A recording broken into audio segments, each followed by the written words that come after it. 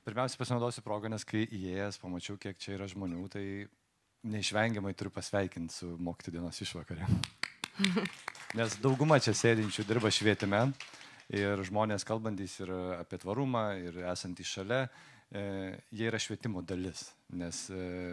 O kartu ir mokytojai. Tai net jeigu nesate šiandien mokytojas, tai sveikinu su artėjančia mokytojo diena. Taigi, aš galbūt kitokią temą, klausydamas supratau, kad daugybė dalykų kartojasi, bet aš kalbėsiu apie atvirą mokyklą 24/7 ir pabandysiu paaiškinti, kas tai yra. Taigi, mane jau pristatė, pačiam pristatinėti nereikia, į šitą pusę, ne į šitą pusę. O kurį spaust? Ai, labai gerai. Bet neveikia. Kodėl neveikia? Taip. Ai, va. Tai aš irgi mielai perdirbčiau. Gerai. Pranešimas yra pagrįstas tokiais 3 kertinėmis įžvalgomis, kurios yra pas mus būtent mokykloje. Matydami, kaip atrodo mokyklos visoje Lietuvoje, mes visada Vilniuje gyvendami šiek tiek pavydim to energetinio efektyvumo. Nes ES dalį lėšų Vilniaus miestas yra įsisavinęs, jeigu yra atstovų, nepykit. Bet savivaldybės investicijų šitą dalį labai trūksta. Nes būtent kai užeini į mokyklas, pamatai, kokie nekokybiški šviestuvai kabo, mokymo priemonės senus arba projektoriai yra, kurie visiškai netaupo, ventiliavimo sistemos irgi padarytos tokiu būdu, kad kai kur mes galėtume tikrai daug efektyviau gyventi. Tai va, energetiškai efektyvi yra tvari mokykla. Labai svarbu žmonės, kurie dirba ir bendradarbiauja ugdymo turinyje. Nes jeigu yra žmonės, kurie tiesiog išeidami iš kabineto gali palikti neišjungtą elektrą, jau kyla klaustukas, kaip mes suprantame visą mūsų bendrą gerbuvį, nes tai kainuoja mums. Ir turime nuolat ugdyti ir auginti, nes kas dirba mokykloje visada pasakys, kiek kartų bekartosi arba bedirbsi, tau vis tiek tas ratas atsisuks iš naujo. Kiekvienais metais iš naujo tą pačią temą teks paliesti. Ir mokytojas yra pačios kantriausios specialybės atstovas. Tai pradėsiu nuo atsakymo paprasto, kas mums yra atvira mokykla ir 24/7. Tai čia yra mūsų savaitės darbotvarkė, kuri atrodo, suskirščiau spalvomis, nes žodžiai visus blaško, bet truputį paaiškinau tas spalvas. Dirbti pradedame nuo 7 iki 8. 2 tipai žmonių lankosi. Tai yra labai daug dirbančių tėvų vaikai, koks 100 arba 200 susirenka, nes gimnazijoje mokosi 1317 mokinių. Tada susirenka, mylim sportą ir dirbam kartu su sportu labai daug, tai norintys pasitreniruoti ryte pamokai, nes prieš pamokas mokiniai fizinio rengimo sales turim krepšinio sales, tai yra mokinių, kurie prašosi ir 6 ryto. Sako, mes norim prasimėtyti ir tada eiti į pamokas. Tai tikrai galėjau prašyti ir 6 ryto, bet vis tiek nusprendžiau būti arčiau tiesos, kad žmonės keliasi 6 ryto ir tada 7 val. Ateina pas mus. Nuo 8 iki 15:30 mes užsiimam ugdomąją veiklą, tačiau ugdomoji veikla yra pas mus įgalinti ir kitas erdvės, tas plasmasinės aikšteles, kurias minėjo, nes turime rytinės treniruotės savo sportinių klasių mokiniams, jų mokosi per 150 gimnazijoje iš 1300 minėtų mokinių.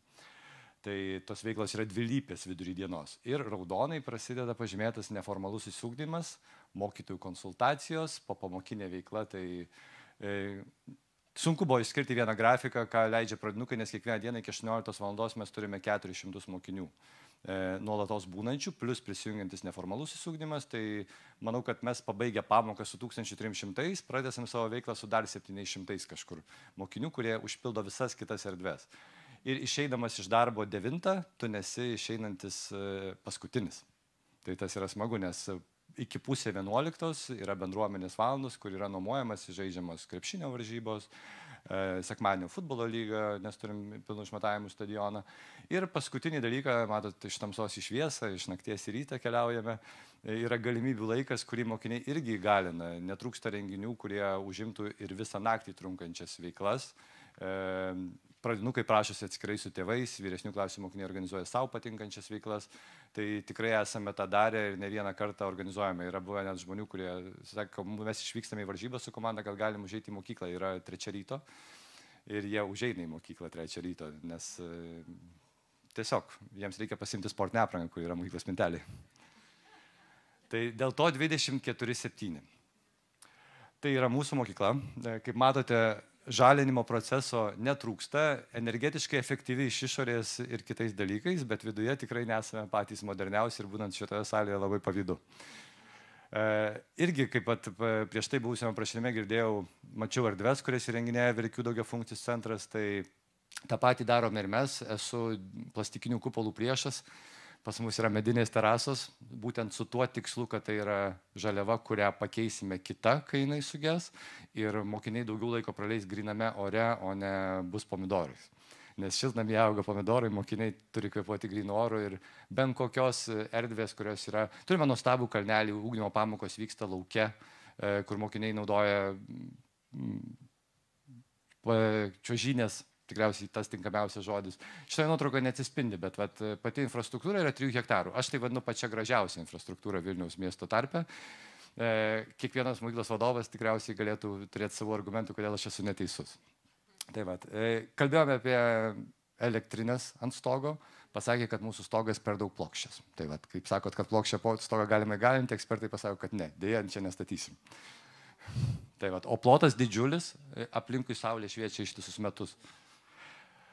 Taip, ką esame padarę dėl tvarumo, tikrai labai daug dirbame ties lauko šviestuvais, net bendruomenę įtraukėme ne lauko šviestuvais, o LED šviestuvais. Tai daug patalpų esame pakeitę LED šviestuvus vien dėl energetinio efektyvumo. Pavyzdžiui, praėjusią vasarą sporto salėje išmetėme 130 sovietinių šviestuvų ir juos pakeitėme 14. Ir efektą išgauname tą patį, o apie taupumą nekalbėsiu. Pavyzdžiui, futbolo stadioną, prieš tai būsiu skaidriai, apšviečia šviestuvai, kurie per valandą 24 kWh suvalgo. Tai galite paskaičiuoti, kokia suma ir kiek elektros reikia pagaminti jiems. Bet jeigu juos pakeistum ledais, nes šitas apšvietimas įrengtas 2012 metais, galima 5 kartus sutaupyti, tie patys apšvietėjai yra paskaičiavę ir pateikę pasiūlymai. Tam reikia investicijų. Išorės renovacija padaryta ir jau mano minėtos lauko erdvės, kurios būtų kuo žalesnės, kuo arčiau gamtos ir kad vaikas galėtų matyti. Tada vėlgi, kadangi kalbu apie energetinį efektyvumą, vidus taip pat svarbus, bet kai pradėjau kalbėti apie žalius sprendimus ir visą kitą, susidurėm su finansais. Tai finansų klausimas yra kertinis ir visada sako, kurkite bendruomenę, ugdykite, švieskite, rūšiuokite šiukšles, bet čia šitas turėtų palaukti dabar.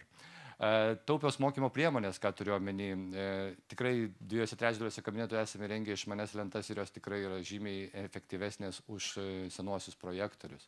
Ir norisi kuo daugiau tų taupių, nes kiekvienais metais vis geresnė ta technologija atsiranda ir kai jinai yra tokia, galima ir apie jos sudėtį kalbėti, nes mokinius domina ne tik, ką rodo tas ekranas, bet ir kaip jis veikia.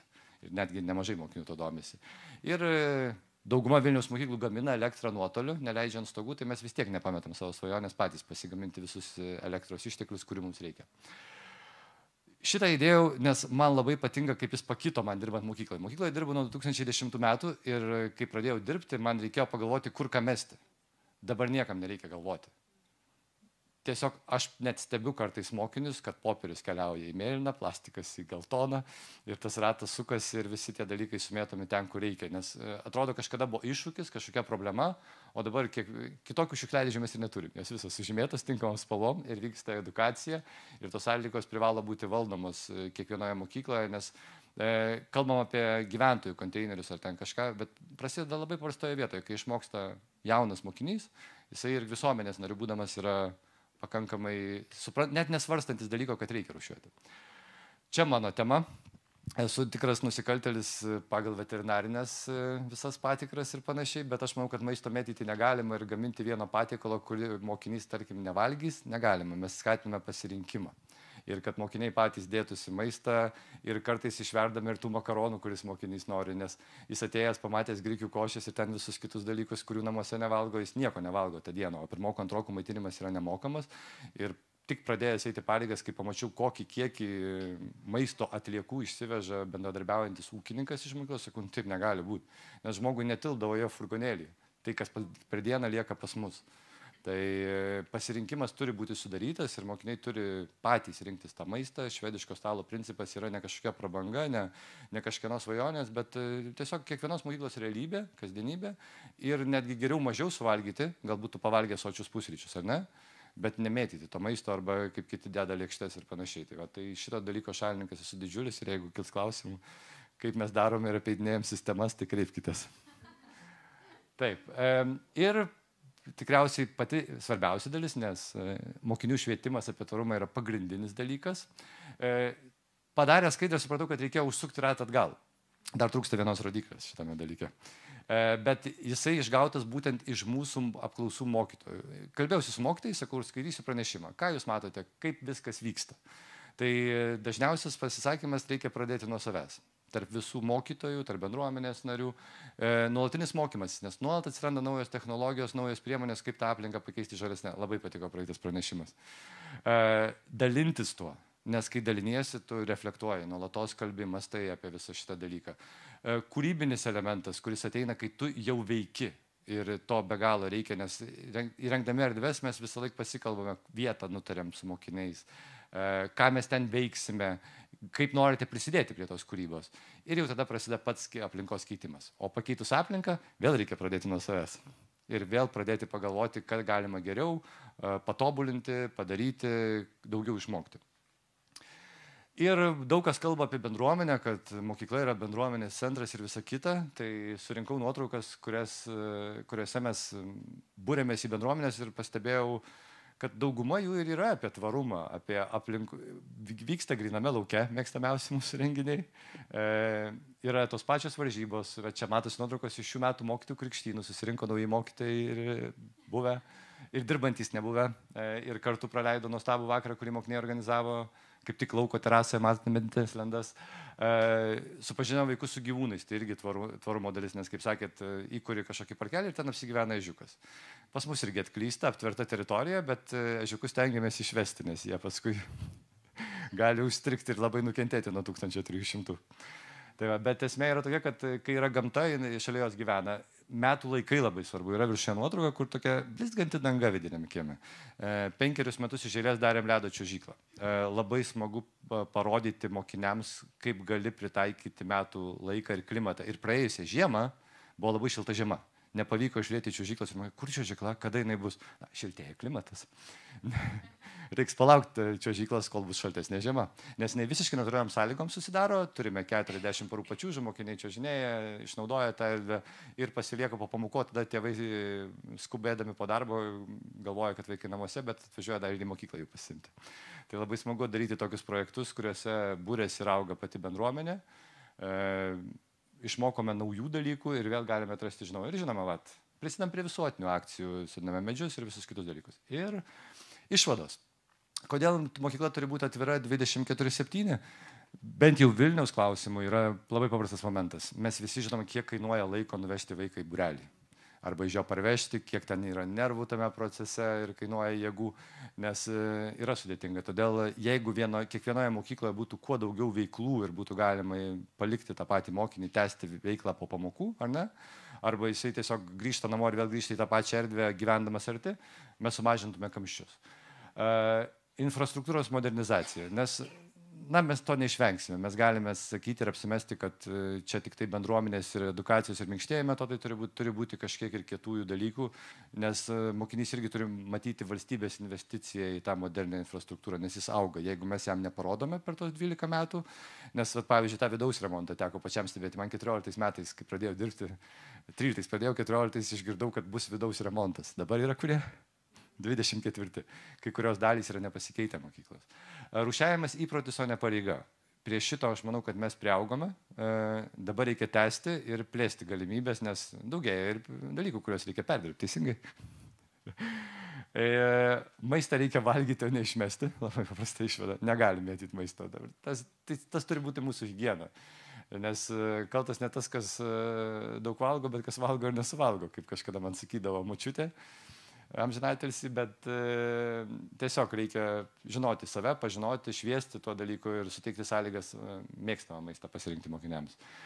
Ir jeigu šitą temą dirbsime, mes turėsime ir bendruomenės. Turėdami bendruomenės, mes eisime su malonumu į darbą. Jeigu mes eisime kaip į prievolę, kaip į kažkokią katorgą, kai kažkas sako, kad ten mažai uždirba ir panašiai, tai bus negerai. Bet jeigu eisime į vietą, kur mus pasitinka, kur šypsosi, kur mes kartu kūrėm ir keičiam, bus labai gerai.